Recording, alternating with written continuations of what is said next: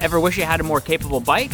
I didn't, until I did. Let's take a look at how and why I converted my ORBEA Rise to the ORBEA Rise Enduro. Blue, you're my boy! Coming out of surgery a couple years ago, my brother suggested I pick up an e-bike to get myself back out on the trails. So I ended up going with an ORBEA Rise, and I was so happy with the purchase. It got me out and took me all over the province.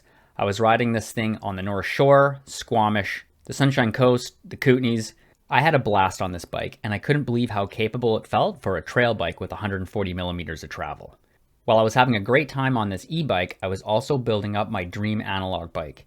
I wanted a non-e-bike for big shuttle days and for days up at the park with my son, so I ended up building up a Forbidden Dreadnought. And after my first ride on the shore on the Dreadnought, I knew I had to do something about my Rise.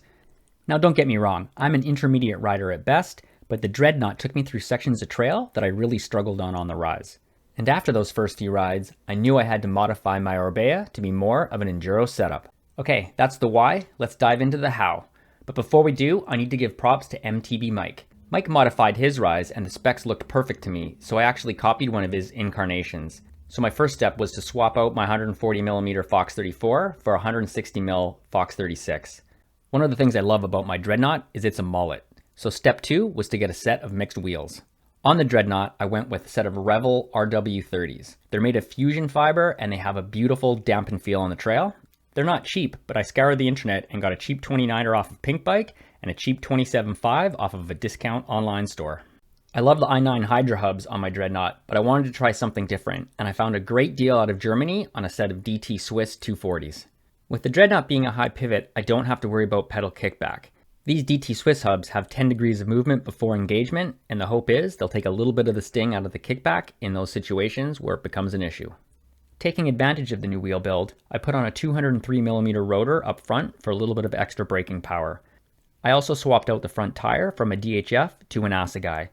The added grip that the Assegai offers is noticeable, and I especially notice it on the berms when I transition from the center knobs over to the side knobs. For the rear tire, I obviously needed to get a 27.5, but I stuck with the DHR2s. I really like those tires for the rear, and to be honest, a DHR2 in the rear and an Assegai up front is like the go-to setup here on the shore.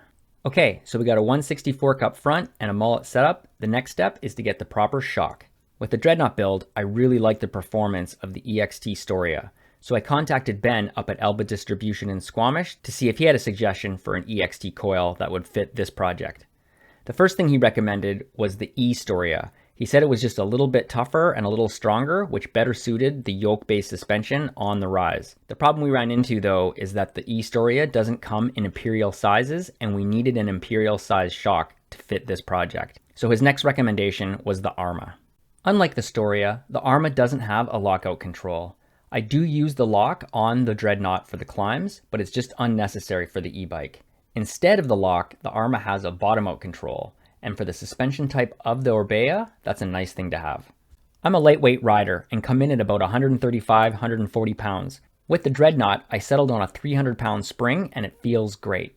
But Ben suggested on the Rise, I move up to a 325-pound spring due to the difference in the suspension type. I went with his recommendation, and he did a little bit of extra tuning on the compression and rebound and set it all up for me, and it feels amazing. Set up as a mullet, you can actually extend the shock length on the Rise to push the rear travel from 140 up to 160. To make that work, you need a shock in imperial sizing, and you need one that has a length of 8.5 inches and a stroke of 2.5 inches. I'll put those details in the description down below. Now with that 216mm eye to eye, you need to add an offset bushing to reduce that to 214mm. At 216, the rear linkage just gets a little bit tight. Reducing it to 214 gives you the space that you need. I got my offset bushings from offsetbushings.com out of the UK. They make a specific set for this ORBEA Rise conversion. I'll put a link to that down below as well.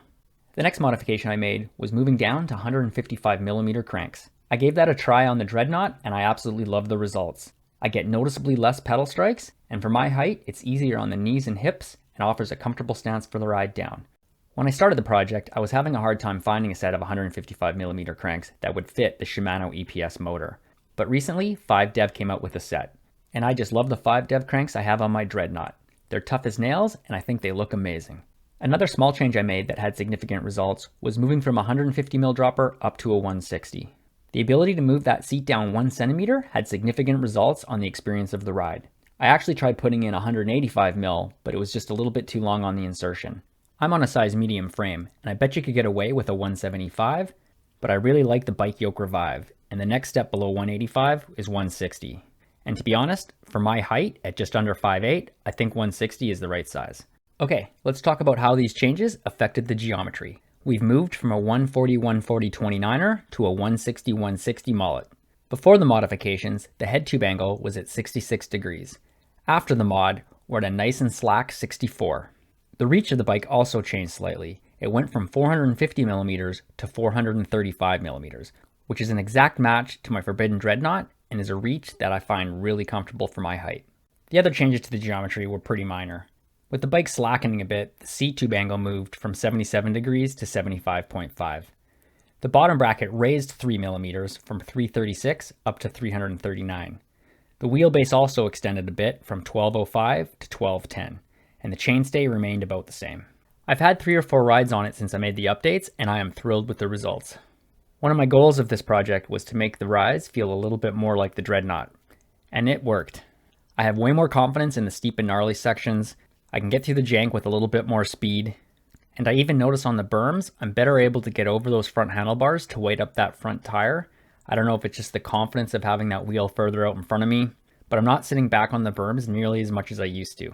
Okay, so one question some of you may be having is why didn't I just go to one of the available enduro e-bikes out there? And the answer, besides cost, is weight. My ORBEA Rise before the mods came in at just over 36 pounds. I'm guessing after the mods, it's still close to 40. Those bigger enduro bikes out there, they're probably pushing closer to 50, 55 pounds. And yeah, they have bigger batteries, but you know what? For the style of riding I do, the battery in the Rise is plenty, and so is the power. 60 newton meters does the trick. And on the downs, that lighter weight makes a difference.